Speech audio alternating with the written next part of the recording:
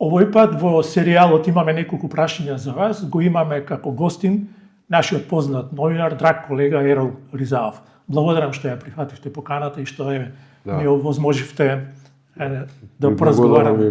Да поразговараме со вас за некои битни прашања и мислам дека нема да биде изненадување ако навестиме дека главно ќе се концентрираме околу политиката, актуелните прашања во Република Македонија, но секако од еден агол кој вие го имате како поглед на работите и секогаш е тоа, јас така сметам, а сигурен сум дека така смета и поголемиот дел од публиката во Македонија, медиумската публика, дека тоа е добар агол на гледање и дека може да се препознае еден оригинален, еден луциден пристап кон гледање на работите.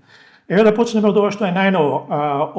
Овие денови се склучи договорот за стратешко партнерство со Велика Британија, односно со Обединетото кралство, и имаше, не знам како да кажам, кога се во прашање овој тип на аранжмани, прилично контроверзни ситуации, бидејќи јавноста, медиумите, ние сите немаме до крај увид во тоа што точно представува тој договор, освен она што ни е пласирано од извршната власт.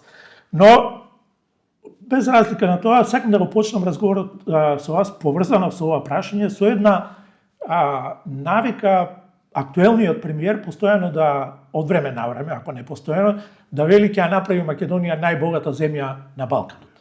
Па сега, еден ваш поглед на работите во однос на тоа, дали се прави Македонија најбогата земја на Балканот со овој тип на аранжмани? Бидејќи други јас сега не гледам. Прво не знам дали е тоа стратегиско партнерство. Значи, стратегиско партнерство опаќа поширок круг на разни договори, остапки и разни други бенефити, така да ги наречем. Ние уште имаме визен режим со Англија, да речем, со Велика Британија. Значи, ако имаме стратегиско партнерство, значи би можеле да патуваме и во Америка и во Британија без виза, ама тоа не е така. Значи, се работи за некакво бизнес партнерство, која се уште е, како што кажавте, прилично нејасно. Дали Македонија ќе стане најбогата земја на Балканот, беше една пиар порака на нашиот премиер од Америка, после таа еуфорија во, како ја нарекоа, се наредивме во првиот ред до блиски до Трамп и до Америка, но знаеки ги овие бизнес релации во светот, сигурно дека ваквите договори треба да се примат малку со резерва и да се видат сите податоци внатре што постојат и сите факти. Пример, една од најскапите инвестиции, да речеме, се браните, Чебрен и Калиште, поврзани со Тиквешкото езеро сега. Тие ќе викаат они негде 1.900.000 или 1.2 милиарди, сигурно таа изведба би чинила многу повеќе. Неколку милиарди би достигнала до завршување. Тие градежни запати веројатно би траеле повеќе од 10 години. Тоа не би одело брзо. Затоа они го нарекуваат тоа пристап до парите, а не го нарекуваат во договорот како кредит. Пристапот до парите веројатно е условен, претпоставувам условен на разни периоди и со разни проекти, и тука ќе биде голема кој ќе биде изведувач, кој ќе биде подизведувач. Ако бидат пак британските фирми главните што ќе го организираат тие градежни запати, значи може би македонски фирми ќе бидат некакви подизведувачи. Тоа е исто што се случува и со кинезите овде. Тоа е една подредена исто позиција, и скапа позиција. Тука сигурно може номинално каматите да бидат мали, меѓутоа цената на изградбите ќе биде многу висока. Тоа е системот и на Бехтел и Енка. Тие не учествуваат во корупција. Тие ја дигаат цената дупло, а корупцијата ја прават домашните фирми, поготово надзорните органи и тие другите, или тие што вршат експроприација на земјиште. И ако е предвидено 300 милиони евра да се дадат за експроприација на земјиште, ќе се дадат 100-200, ќе ги снема, некаде ќе завршат во некои джепови или во некои партиски каси. Но дури и кога станува збор, конкретно вие го споменавте како еден од проектите кој се спомнува, но не е категорично најавен дека ќе биде опфатен со дел од овие пари Чеблен и Галиште. Ние имаме од она што се знае проекти кои, да речеме, завршување на клиничкиот центар во Штип, болници, коридорот патишта 10, и други работи. Так. Тоа ќе биде како што можам да насетам од ова што е до сега објавено и од ова нешто што прочитавме што англичаните објавија. Тоа ќе биде проект по проект кој треба да се одобри и по таа основа да се прифати или да не се прифати. Значи, видите што е интересно таму. Значи, ние ќе градиме болници кои ни се потребни. Меѓутоа, тие се буџетски пари. Таму се троши, таму нема нова вредност. Таму треба да се трошат пари. Так. Ако градите училиште или градинки, исто така. Значи, тоа се пак фирми или разни зафати кои се на буџетска потрошувачка. Кои не генерираат... Не генерираат. Значи, затоа точно е тоа дека е важно кој ќе земете кредити или кој ќе земете заем или кој ќе се заборчите било каде, еве и лично, каде ќе ги потрошите пари. Ако отидете во коцкарница, тоа е голем ризик. Ако купите акции, исто е еден вид на ризик, дали ќе се растат.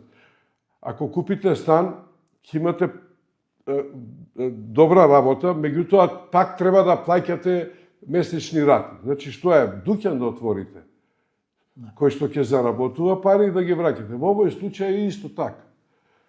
Тврдењето на владата, на власта, дека важно е кај ќе се трошат парите и дали ќе се создаваат нови вредности, тоа е точно, меѓутоа тоа не го прават. Сите овие објекти што сега се предвидени, што се нафрла вака, повеќе како предизборна кампања, отколку како нешто што е реално, се главно буџетски.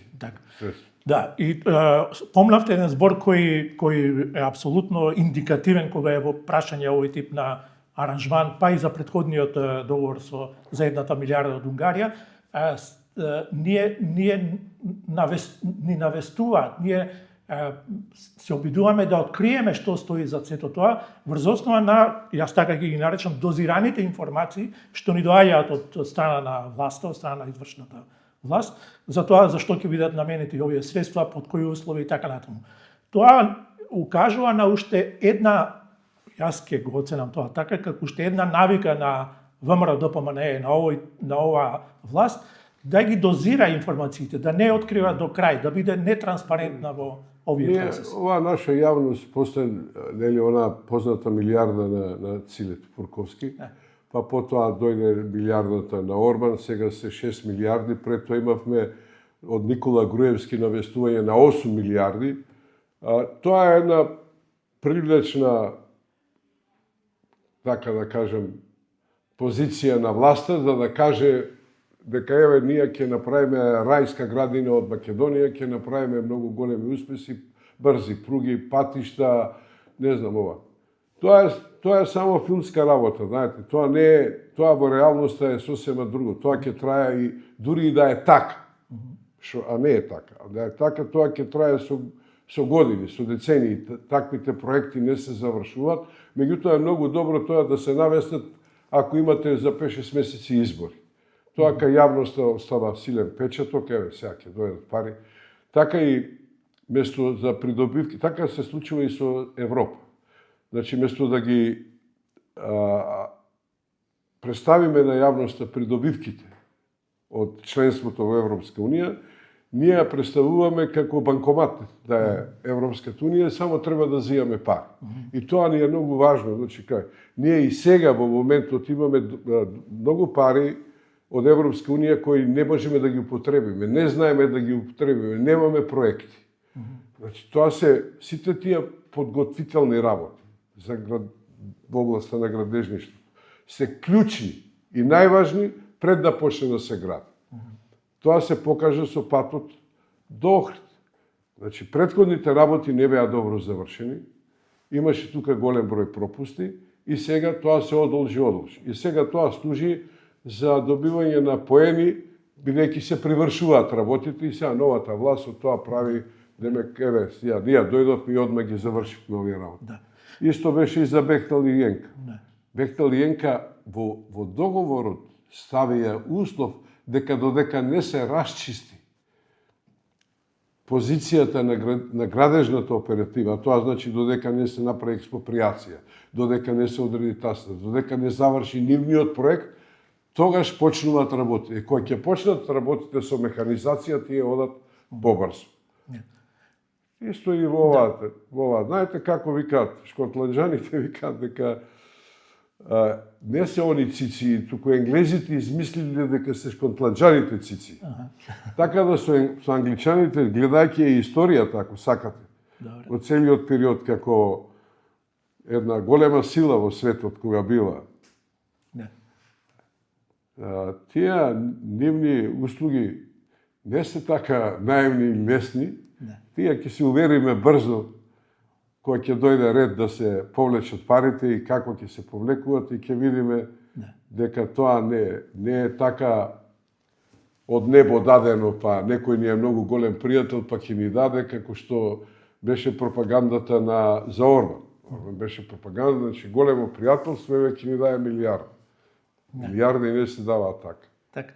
Направивте една паралела и ја би сакал да продолжам во таа насока со европските фондови и со можностите што доаѓаат или што можат да дојдат од Европската унија како фондови за инфраструктура, за други, каде што има и грантови кои не мора да ги вратиме, кои се даваат во овие процеси за постигнување на стандардите на таа држава и ние од тој аспект можеме да имаме двојна добивка. Ги дигаме стандардите, а тоа значи реални проекти, утврдени проекти, така. Прво во нашата јавност, тука е дел и од нашата вина, се уште не е добро представена привилегијата да се биде членка на Европската унија. Што добиваме и што губиме. Често се употребува флоскулата по која цена ние треба да влеземе, а јас се употребувам која цена ја плативме што не влегна. Иначе тоа треба да се добро прерачуни во областа на здравство и во областа на образование и во областа на заштита на човекова околина, на економскиот раст, развој, изградба на целосна инфраструктура и спуштивме во овие 20 години.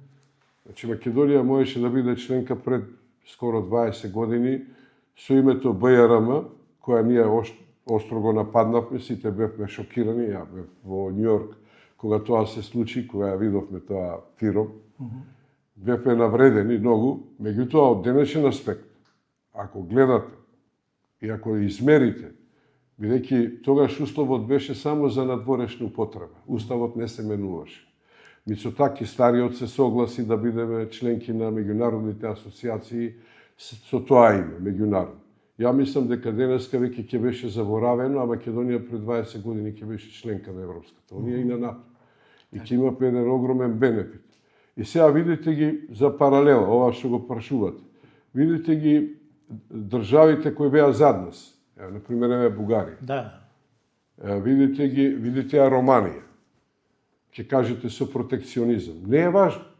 Тие успеале да влегнат. Таа трка беше ужасна, кој побрзо ќе влезе. Не само поради членството, него за да може да поставува услови за тие соседи со кои не сака да има добри односи или со кои има проблеми, одредени нерешени проблеми. Ние тоа можевме да поставуваме услови на Бугарија, ако тогаш го искористивме тоа. Гледано од денешен аспект, тука немаше ништо спорно, односно таа безсмислица на држава која не постои.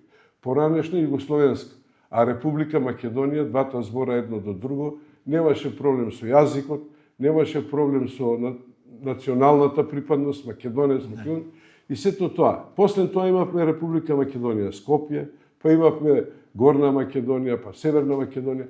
Следното ќе биде полошо. Ако ние овој сега геостратегиски кошмар што е во светот и со Европа, кај што се бараат брзи проширувања и заедништво, ако не го искористиме, по приемот на Црна Гора, Албанија, многу веројатно Украина и Молдавија, сигурно уште 20 на 30 години ќе престане приемот на нови членки. Тогаш сме прави. Сега доаѓаме на парите. За ова што прашувате неискористени фондови. Треба да учиме од Хрватска, од Грција и од Бугарија. Тоа не е срамота, сите тоа го правеа. Имаат луѓе кои се специализирани како се добиваат, како се трошат и кои се проектите и кои се злоупотребите кои не смееме да ги направиме. Ние веќе имавме неколку случаи на злоупотреби на европски пари.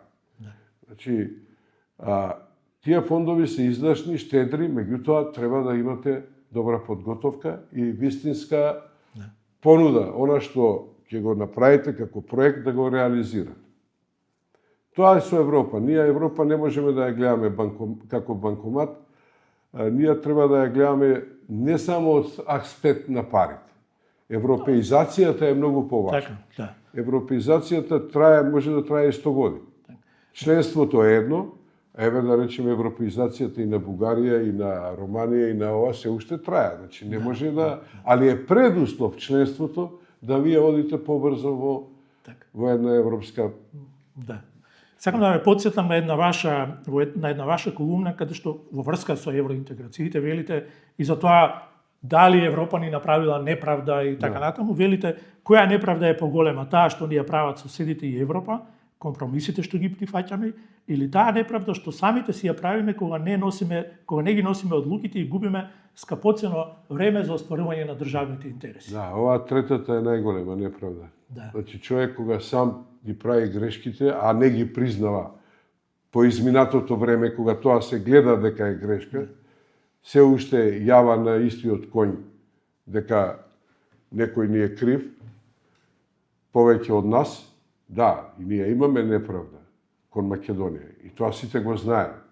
Меѓутоа, да ви кажам, барањето правда и само подпирање на тоа не води во погрешна насока. Значи, треба да бидеме мудри да го решиме проблемот. А нашиот проблем е членството во Европска унија. Односно, не толку членството, колку реформите за членство. И ја мислам дека владите, особено ВМРО ДПМН, бега од реформите. Значи, тие се тешки и се непопуларни. И обично, додека траат преговорите во земјите кои преговарале и станале членки, по 2-3 влади плаѓаат. Значи, тоа што ти треба да го предводиш граѓанството, народот, а не да се подпираш на тоа да се јуначиш, што ќе им ги влечеш ушите на европските бюрократи и ќе кажуваш колку се тоа лошо. Тоа никого не засега. Тоа е само за домашна употреба. Што ако кажам ја дека фон дер Лајн била ваква или таква, или овој бил ваков или таков, за да можат луѓето што читаат или што гледаат да се одушевуваат од нечија храброст од Јорган Планина. Скриен овде во Македонија, кого никого во светот не. Ние треба да бидеме мудри, паметни, да ги прифатиме тие закономерности на европските интеграции. Инаку ќе останеме изолирани во оваа балканска крчма уште долги години и Македонија полека-лека ќе се претвори во еден пензионерски дом. Ако сега има 150.000 бугарски пасоши, кои се екзистенционални, за да одат луѓето надвор да работат, а не за тоа што се чувствуваат како бугариот и пописот покажа, можете да замислите колку албански пасоши ќе има кој ќе влезе Албанија. И тука доаѓаме до Албанија, Црна Гора. Црна Гора, И после тоа, она како што сега емиграцијата силна, Македонија се претвара во еден пензионерски дом. Главно остануваат постари луѓе. Јас скоро бев накај Богдан Цивеландо, Гевгелија, таму Гевгелија живее заради близината на Грција, али во овие земјоделските региони све е опустено, ништо не се работи. Луѓето за 3 месеци што работат во Италија, повеќе заработваат отколку за цела година во Македонија. И тие соодноси, ако не се сменат, залудни се сите реформи. Не помагаат. Тука треба да се направат големи исчекори за да можат луѓето да останат дома. Иако се олеснителна околност е во Јаровски тоа што сега ова иселување не е гурбечиство. Не е како некогаш заминување за Америка. Такви се комуникациите. Таква е леснотијата на доаѓање, одење, на вложување пари, на инвестиции, на сето тоа да практично Европа се претвара во една држава. Така. Значи тоа е Рацине зад нас и он велеше куќа цел свет ми е. Да. Така да тоа е денеска светот е тоа. Да, Целиот така е. свет е нашата куќа и Така е да ја од тоа многу не страхувам, иако изгледа драматично ова нашето иселување, меѓутоа ја гледам комуникацијата. Еве, неколку милиона летови има од Скопскиот аеродром, што беше незамисливо. Значи, главно луѓето одат, доаѓаат, патуваат и тоа е еден вид на интеграција. така. И наместо ги согледаме тие предности, ја ќе ве вратам пак на регионот малце, и во однос на евроинтеграциите да бидеме свртени кон решенијата наместо кон истакнување и жалопојките за неправдата и така натаму, ни се случи од лидер во регионот, во евроинтеграциите, сите тоа го веле и го истакнува, сега да бидеме тажната приказна на Балканот. Како што кажа Антонио Кошта, Албанија и Црна Гора во 27-ма ќе ги завршат преговорите, а до 2030 ќе станат членки на Европската унија. Тоа плачење за неправда, што постојано и председателката на државата и премиерот поентираат како ни се прави. Да, ни се прави неправда, решите го проблем. Ни се прави неправда, меѓутоа се таа неправда станува во секоја следна инстанца поголем. А ние самите се блокираме. Значи, почнати преговори, одржана првата меѓународна конференција и понатаму која е цена. Ова е неправда. И сега одеднаш во таа неправда грчкиот договор стана добар, која нели ни го земаа името. Беше тоа страшна трагедија, тоа беше страшно. Сега е добар, дури Мицковски предлага да биде исти и бугарскиот. Така. Пазите ви се молам како е. И тоа нашата јавност се го заборава, го голта, како да кажем, просто неверојатно што вика еден наш колега, 3 секунди трае нашето пантање, како кај рибите. Значи, ако сега тој добар, зошто не го искористивме кога требаше да се изгласа во собранието заради 7 гласа не се изгласа со двотретинско мнозинство и сега веќе да бидеме во пакетот со Албанија и со Црна Гора. Да. Исто такви пакети имавме испуштено и порано. Така. Да. Од разни причини. Да. Секојаш се блокира таа работа. И не треба да бидеме плачковци на светската сцена. Сегде кај што одиме, збориме како ни е направена неправда. Па што мислат они дека некои многу се секирали за тоа? Они ни викаат, еве го, ако сакате да играте во премиер лига, овие се условите. Ви се допаѓаат, не ви се допаѓаат, тоа е. Ние треба да видиме што се случи со тие земји, преска малку покажав што влегнаа пред нас. Да. Имало незадоволство. На една книга на промоција на еден роман на Смоле од Дежуловиќ и они нешто зборуваа дека се незадоволни од Европската унија и така натаму од влезот. Така ќе сретнете и у Бугарија и у Словенија разни. Меѓутоа, ја тогаш им реков, едва чекам да влеземе па да ја критикувам Европска унија. Вие заборавивте дека некои држави чекаат да купат сладолед, опашки, чекаа со торби. Пушкин кој го читаа, ние го читавме Солженици. Тоа го заборавија, каква им беше демократијата, каква им беше државата, каква им беше инфраструктурата и ова. Сега, они викат, чекайте, полека, ние не се споредуваме со овие копуци доле на југ. Ние се споредуваме сега со Италија, Австрија, Германија и затоа сме незадоволни. Опа, вато. Значи, тоа рипнало нивото на перцепција каде треба да бидеме. Значи, не е само членство. Еве Бугарија. Бугарија, ние одевме, они вика, вие сте за нас американци, а ние сме за румуните и југословени.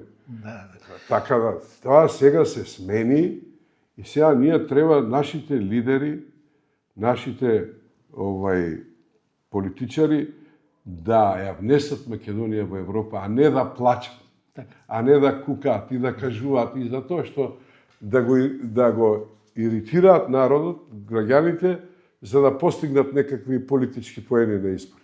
Тоа е.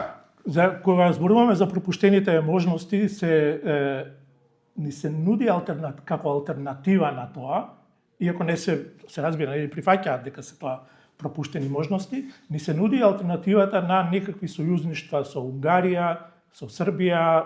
Унгарија настојува тоа да го постигне и да го отвори својот пат и коридор до атинските пристаништа и коридорот. Во политиката, како што кажале паметни луѓе, нема вечни интереси, вечни пријателства, има вечни интереси. Македонија треба да има добри односи со сите. Таа еквидистанца на Киро Глигоров беше погрешно протолкувана.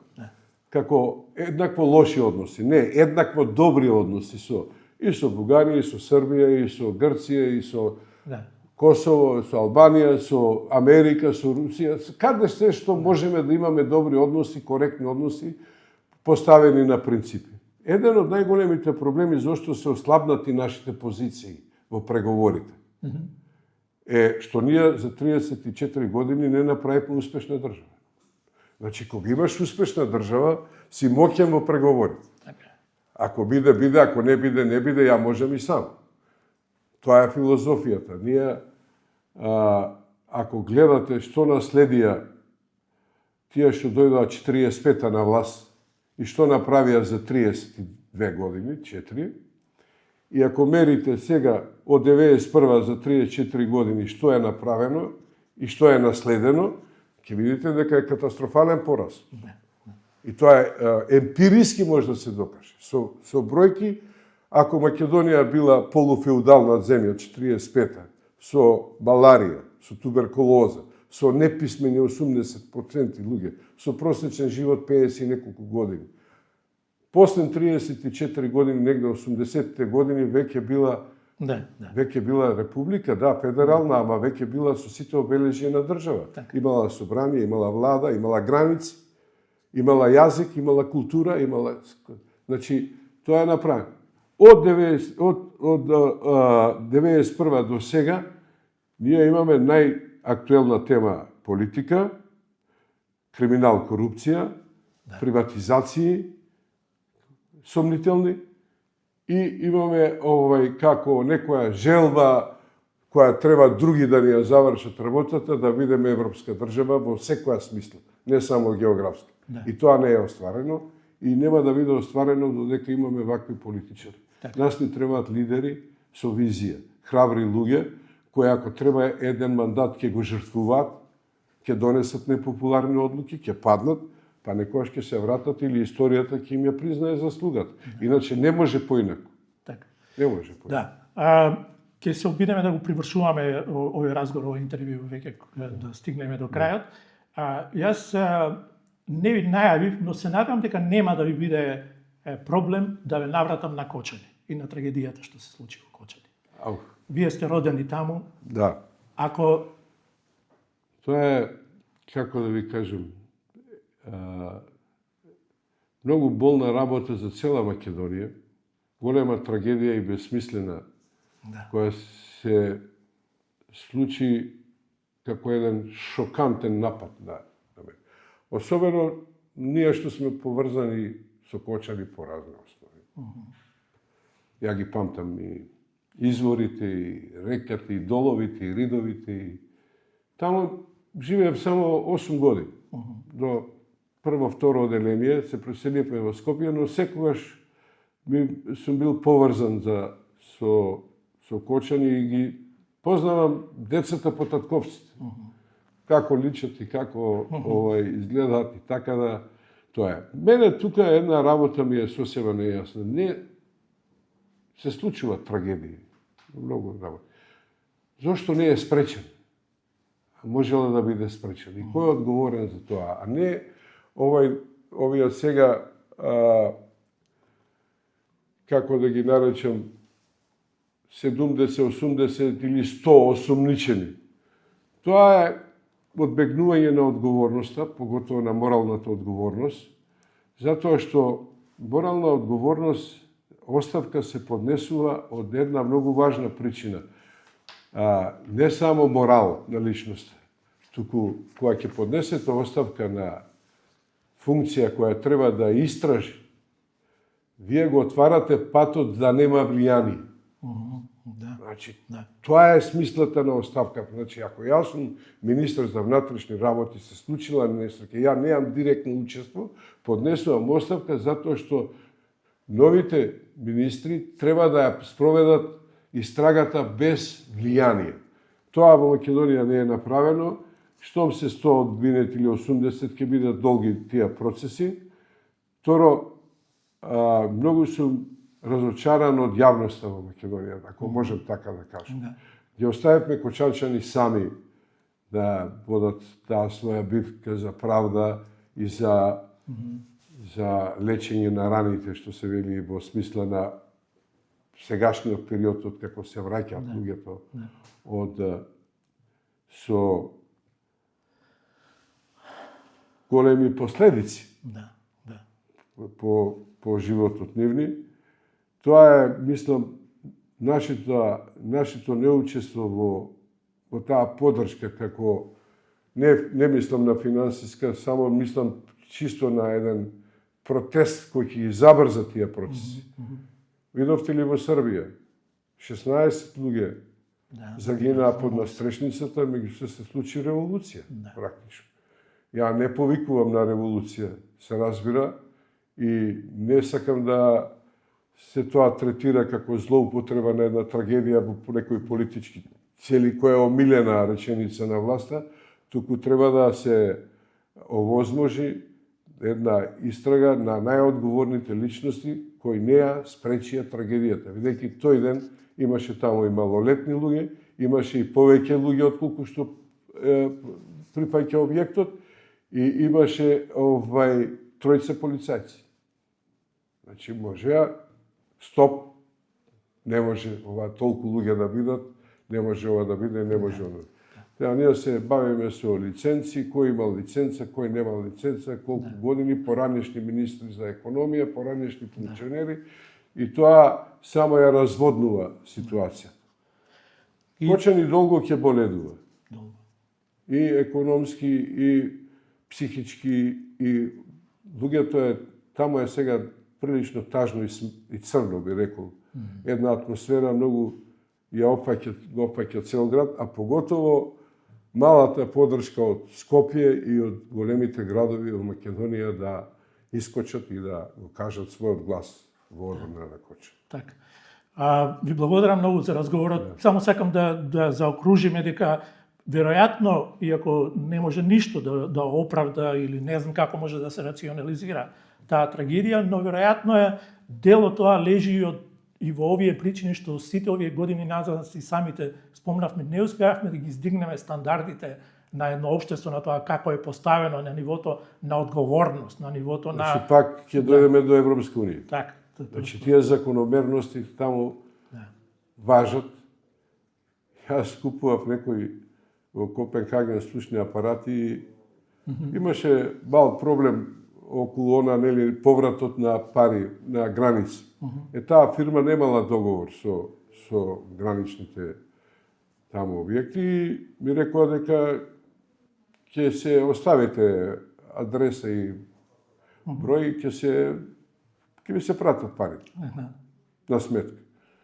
Ја викам, со мене што беше пријателот, викам, ова изгледа, викам, и кај вас, вика, Ерол, ако си во право, и ако е законот на твоја страна, во оваа држава, ни преседател, ни премиер, ни полиција, никој не може да ти го одземе право. Парите ќе ти дојдат за 3 дена. За 2 дена дојдоа. Значи, почитувањето на законите оди до најмала, до 1 динар. До 1 динар, до најмал износ. Имаш печаток дека службите што се за прогон едва и чекаат голема риба. Затоа што кога ќе фатат големата риба, сите тие другите се уплав имаат, помалите. На Штефи Граф татко го осудија 14 години затвор за тајување на данок. Значи, нема пардон тука. А ако го почитуваш законот, ти си слободен граѓанин, мирен, никој не може ништо да ти наштети, да те... Тоа ние тешко ќе го доживееме, барем мојата и твојата генерација. Така. Ви благодарам многу за разговорот. благодарам и на Мислам вас. дека имаме добри пораки за нашите гледачи. Се надевам.